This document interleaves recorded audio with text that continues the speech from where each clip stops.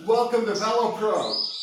My name is Bob, and welcome to Take 2 Opioids and Cannabis show. I mixed the two together because they're both heavily controversial subjects. The United States is in the grip of an opioid crisis and is in a state of emergency as an account of it. Marijuana, on the other hand, is finding universal acceptance and is becoming legal in practically every American state. And I think national decriminalization is evident. There's no political will to pursue it. And we discussed what caused the political will to pursue it in the first place, and let's recap where we are and where we were. I did the show once before, and I didn't like it, so this is take 2.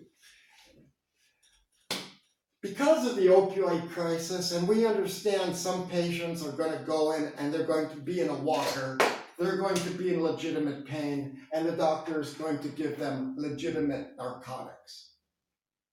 This happens. If you don't get out of that walker, you might not get off the narcotics. You might wind up taking this kind of stuff indefinitely. And this is where things like, okay, in the EU, Vicodin is prohibited. So is the strongest stuff I can think of. The doctor, I mean, there's other stuff, but the doctor will give me or has ever given me that I know of. But the argument is you want to get off that stuff as fast as you can if you have to take it. Doctors are good, they want to help you, but if you cry to them, they may be sympathetic, and patients take advantage, and that's also bad. So we have to blame doctors a little, because they should be able to see fake.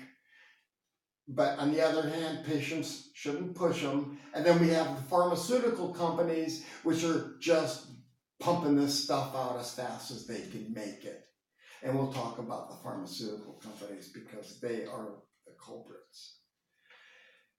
Okay, we confirmed the United States is in a state of emergency because the opioid crisis, which has killed more Americans than the Vietnam War. Opioids are only prescribed by medical doctors. Illegal sources would have a smaller market if patients weren't made addicted by well-intended physicians. First, according to the U.S. Department of Health and Human Services, HHS. I'll leave a link for that. There's simply ample evidence to suggest pharmaceutical companies are pushing the stuff behind the doctors too. So we see that a lot. So the poor doctors are being suckered by patients and being pushed by pharmaceutical companies, and this has created the issue. Now, at the same time, cannabis has become legal in practically every American state, and the proven medical use has been documented for more than 3,000 years. So you kind of have to wonder, no one's ever died from it, no one's ever gotten addicted, and it appears, and this is going to be where my argument comes, it appears scientific research has shown marijuana helps, especially with certain types of pain, arthritic pains, nausea, like from chemotherapy and other cancer drugs in particular, epileptic symptoms and epileptic seizure recovery, alcohol dependency and alcoholism, and the big one we're talking about today, the opioid crisis. Okay, so yeah, so marijuana appears, according to scientific research, to have benefit. And archaeologists have demonstrated cannabis has been used for over 3,000 years, so that's kind of tough to argue with.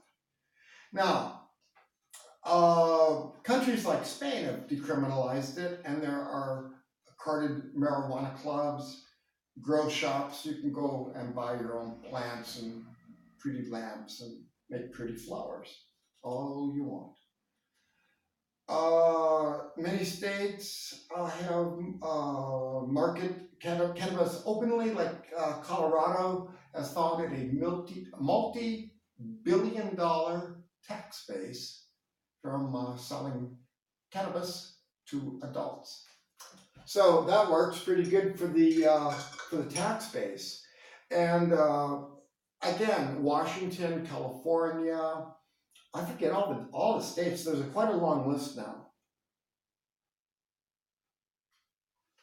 So that's the trend, and we just don't find the medical nonsense like in the reefer madness.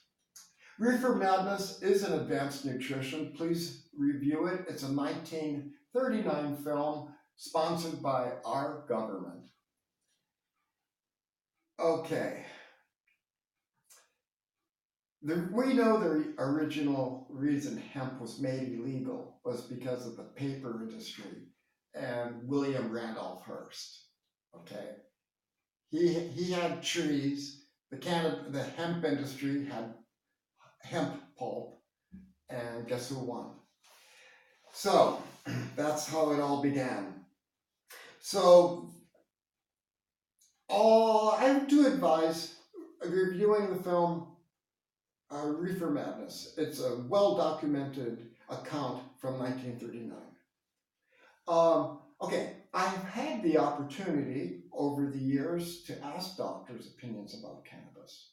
The physicians I've consulted said there wasn't medical need in my case, but sports doctors could disagree, and I will refer you to Michael Phelps right now. Now, doctors also didn't say anything about my juicing, and they didn't say anything about the other things I do. So I'm not so sure the doctors really have going on in nutrition. Doctors are great with medicine and stuff, joints and muscles. And if you have a kidney problem, you need a doctor. But when it comes to nutrition, I'm afraid doctors don't cut it.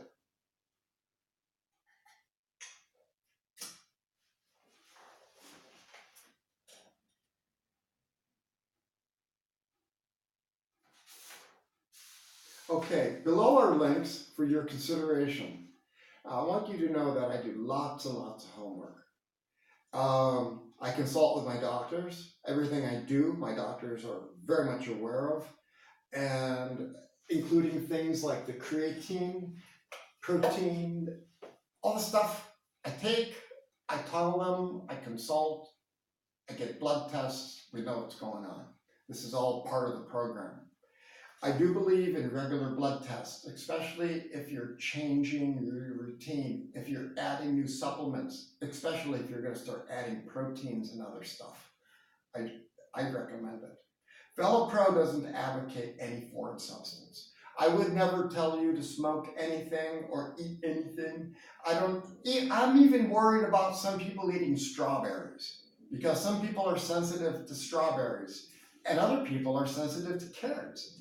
So we have to be careful what we do, and everyone is unique and different. But I will let you know that Michael Phelps has 23 gold medals. Okay? If I were looking at a philosophy of training video, Michael Phelps would be a great person to do it. But Michael Phelps doesn't cycle, so we'll do it on a different athlete. Okay? But just like caffeine, we've discovered hidden dangers and discussed them. Not everybody should goof around with stuff that makes you think differently. Okay, so